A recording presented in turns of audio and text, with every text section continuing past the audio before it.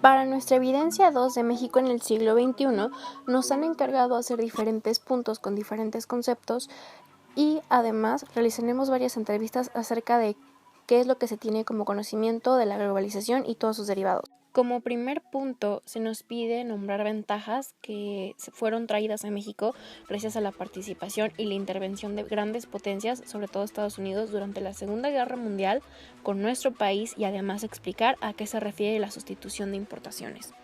Como primer ventaja podemos encontrar que se redujeron tarifas arancelarias para beneficiar a las industrias mexicanas, como por ejemplo la producción petrolera, la producción ganadera, la producción mineral, la cervecera y sobre todo pues todo lo que tenía que ver con actividades agrícolas. Todo esto fue estipulado dentro de un crédito que se hizo principalmente para estabilizar el peso y construir carreteras. Se estima que fueron aproximadamente $70 millones.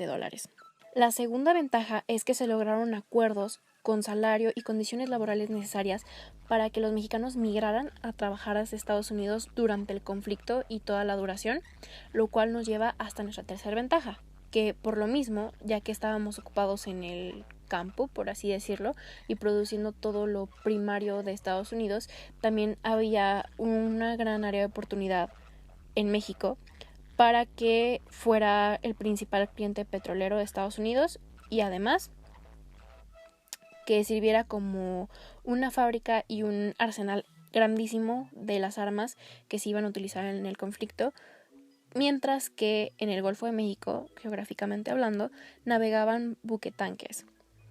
La sustitución de importaciones habla básicamente acerca de una política comercial y económica que hace referencia a la situación mexicana que hubo después del conflicto bélico, en este caso la Segunda Guerra Mundial, que sería cerca del sexenio de Ávila Camacho, la cual estaba basada en una estrategia de industrialización y promoción con productos nacionales, cuyo objetivo era fomentar la actividad industrial propia del país, lejos de las capitales extranjeros, y pues justamente que acumulara y activara el capital y el potencial mexicano.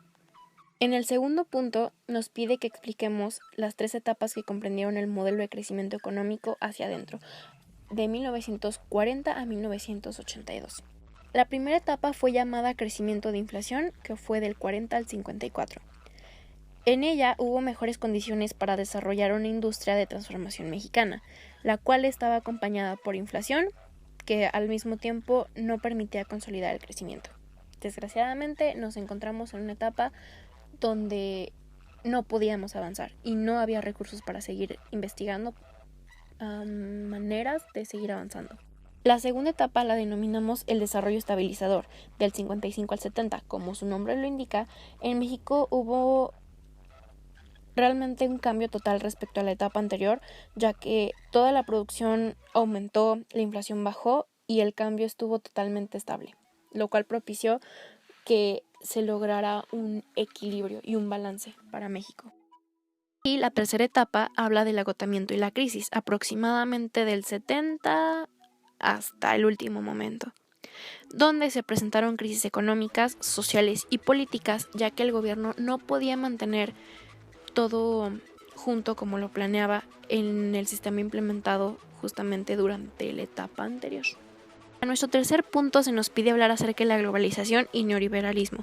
Investigamos acerca de 2 autores y después vamos a dar nuestro resumen o nuestra síntesis acerca de qué es lo que realmente significa cada movimiento. La globalización, según el Fondo Monetario Internacional, indica que es el aumento del volumen y la variedad de bienes y servicios, lo cual provoca una difusión acelerada de tecnología y se crea así una interdependencia económica creciente y constante entre países del mundo. Y, posteriormente, el Banco Mundial define que se trata de un cambio que transforma la economía mundial al reflejarse en vinculaciones internacionales del comercio y la liberación de finanzas tecnológicas e internacionales crecientes. En nuestras palabras, básicamente hablamos acerca de cómo un buen comercio, cómo la buena difusión, cómo la buena distribución y sobre todo la buena comercialización de productos mediante internet y conexiones hace que los países se complementen de cierta manera su economía, ya que fomenta que se hagan exportaciones, importaciones y que sea muchísimo más fácil conseguir productos que normalmente no encuentras en tu país, incluso a veces hasta un menor precio. Usamos el neoliberalismo, el cual es definido como un conjunto de ideas políticas y económicas, preferentemente capitalistas, que defienden la participación del Estado en la economía y que deja totalmente fuera cualquier injerencia gubernamental.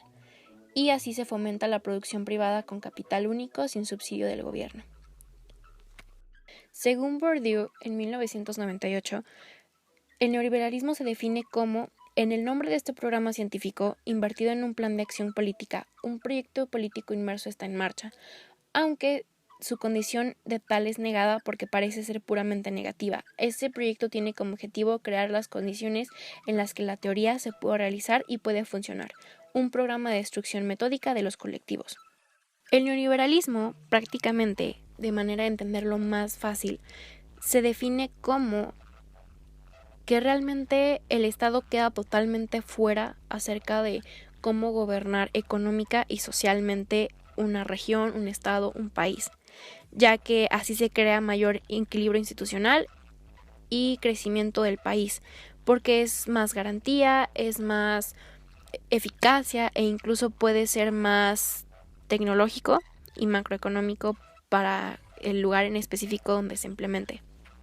Bien, para el punto 4 de la evidencia 2 tenemos que especificar acerca de el año y durante la gestión de qué presidente se firman los acuerdos para la apertura comercial de México en el contexto de la globalización. Bien, de inicio hay que recalcar, hay que aclarar que los tratados de libre comercio han sido los principales tratados que llevan a México a horizontes nuevos en cuestión de la globalización, los que más promueven la globalización, el pase de culturas, de economía, de política entre distintos países, son los de libre comercio. Bien, hubo 3 presidentes los cuales tuvieron la mayor participación en la creación de tratados. Están entre ellos Carlos Salinas de Gortari, Ernesto Zedillo Ponce de León y Vicente Fox Quesada. Bien, dentro del sexenio de Carlos Salinas de Gortari tuvimos 4 principales tratados de libre comercio de suma importancia. Empezamos con el Tratado de Libre Comercio de América del Norte, el cual entra en vigor el 1 de enero de 1994. El 1 de enero de 1995, es decir, un año después, entran en vigor 3 tratados, los cuales son México-Bolivia, el grupo de los 3, y México-Costa Rica. Estos en el sexenio de Carlos Salinas de Gortari. Ernesto Zedillo Ponce de León tuvo participación en 6 tratados también de suma importancia. Empezamos con el Tratado de Libre Comercio México-Nicaragua, el cual entra en vigor el 1 de julio de 1998. Después tenemos México-Chile el 1 de agosto de 1999. México-Israel y la Unión Europea con México entran en vigor el 1 de julio del 2000. Y el 1 de junio del 2001 entran en vigor 2 tratados más, los cuales son México, Triángulo del Norte, y México con la Asociación Europea de Libre Comercio. Esto en el sexenio de Ernesto Zedillo Ponce de León. Y por último tenemos a Vicente Fox Quesada, el cual tuvo su participación en México-Uruguay, el Tratado de Libre Comercio, que fue entrado en vigor el 15 de julio del 2004. Ahora, el propósito, indagando un poco, el propósito de cada tratado es muy similar entre los otros, ya que son 2 en total y todos tienen mucha similitud, muchas semejanzas en su propósito general. El principal propósito de cada tratado, generalizando un poco, consiste en erradicar, de cierta forma, las barreras arancelarias y las no arancelarias para promover la exportación e importación de productos entre naciones. A cada nación le beneficia, ya sean entre 2 países o entre 3 países, o bien como lo veíamos en la Unión Europea con México, un grupo de países les beneficia, ya que produce un aumento en la economía. Puede ser desde que al momento de exportaciones e importaciones se bajen los precios de las materias primas o recursos que se vayan a utilizar, precisamente porque en un país se pueden producir de una manera más barata por la abundancia de la materia prima, por ejemplo, y en otro país no, por lo cual se hacen este tipo de tratados para mejorar la calidad de los recursos y simplemente no tener que pagar un precio muy elevado, también que va dentro de los propósitos, que es disminuir los precios. Asimismo, invierte cada país en cada nación con el que tenga el tratado simplemente para mejorar la relación, para la creación de nuevas empresas y con esto mismo la creación de nuevos empleos, que es de suma importancia para cada nación, el empleo que produzca asimismo bienes y un ciclo interno, pero también a la vez con los tratados un ciclo externo con cada país. Como parte de nuestra evidencia, también nos pidieron reunir varias personas para entrevistarlas y comparar los puntos de vista que tienen diferentes edades o diferentes regiones respecto al tema de la globalización. Me encuentro con Claudia Villegas, quien me responderá a 5 preguntas. Para ti, ¿qué es la globalización? Entiendo que es todo tipo de relación a nivel mundial, ya sea en asuntos económicos, de comunicación, educación, etcétera. ¿Cómo se reflejan los efectos de la globalización en el país?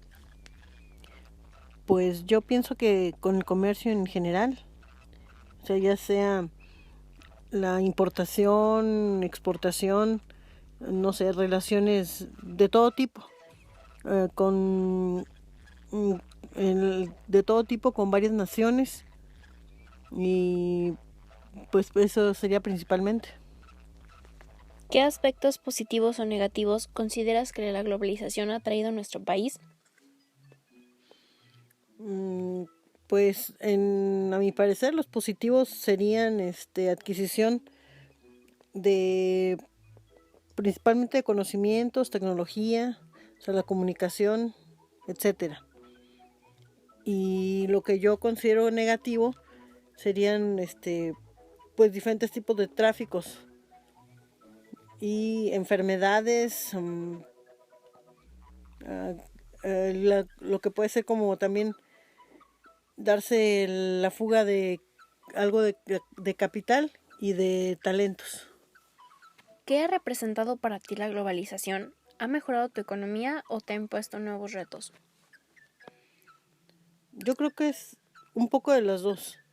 Pues trabajo en una empresa extranjera, entonces algo tiene que ver los retos nuevos por la forma que ellos tienen de trabajar, pero también me regresa algo con el sueldo, que es diferente. Para finalizar, cuéntame, ¿piensas que la globalización ha ayudado a resolver los problemas de pobreza extrema en nuestro país? ¿Por qué? Pues tanto como resolverlos, no, pero sí ha contribuido de alguna forma a combatirla en algunos aspectos, como por ejemplo las empresas contribuyen o apoyan de algunas formas a los programas sociales, ya sea con viviendas, materiales para construcción, cosas así, de educación, escuelas y cosas de ese tipo. ¿Listo? Sí. Gracias, es todo. Para ti, ¿qué es la globalización? Que el mercado nacional compita de manera global. ¿Cómo se refleja la globalización en el país? Con la entrada de negocios extranjeros. ¿Qué aspectos positivos o negativos han traído al país? Positivos, trajo a Huawei al país. Negativos, que hay competencia en las microempresas. ¿Qué representa para ti la globalización? Oportunidades. ¿Piensas que la globalización ha ayudado a resolver la pobreza extrema del país? No, pero es más el problema por culpa del gobierno. Para ti, ¿qué es la globalización? Es donde todo el mundo integra lo económico, lo político, lo social y lo cultural. ¿Cómo se refleja esto en el país? Se refleja donde muchas empresas de todo el mundo llegan y ponen sus franquicias y hoteles alrededor de nuestro país. Ok. ¿En qué aspectos, qué aspectos positivos o negativos ha traído al país? Lo positivo es donde podemos disfrutar de hoteles de prestigio y tiendas donde podemos encontrar mejores precios. Y lo negativo, donde muchos negocios o hoteles de nuestro país no pueden competir en precios y calidad.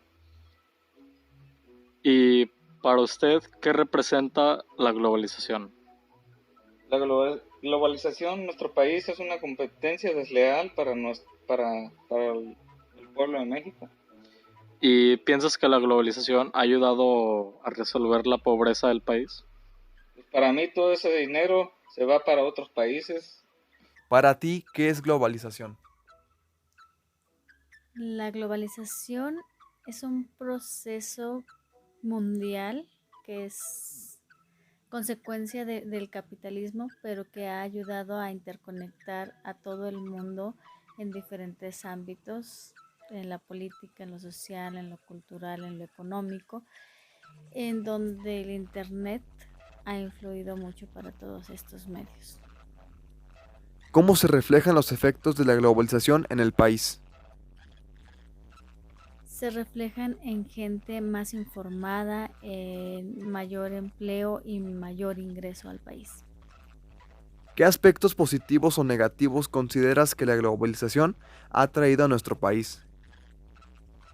Precisamente lo que dije anteriormente, ha traído una mayor y mejor economía a todos los mexicanos y mucho mayor empleo, mucho mayor conocimiento y diversidad cultural.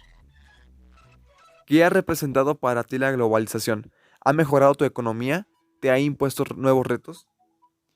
Sí, en lo personal ha mejorado mi economía y a la vez también ha impuesto nuevos retos como aprender nuevos idiomas y conocer procesos que se llevan a cabo mundialmente para hacer mejor mi trabajo. ¿Piensas que la globalización ha ayudado a resolver los problemas de pobreza extrema en nuestro país? ¿Por qué? Sí, porque ha traído muchos beneficios, incluso hasta de turismo, pero también creo que es un problema del país, es un problema del país que debe de atacar esto de la pobreza, porque aunque ha mejorado la vida de muchas familias, sigue habiendo mucha pobreza y esto debe de ser una estrategia de cada país para combatir.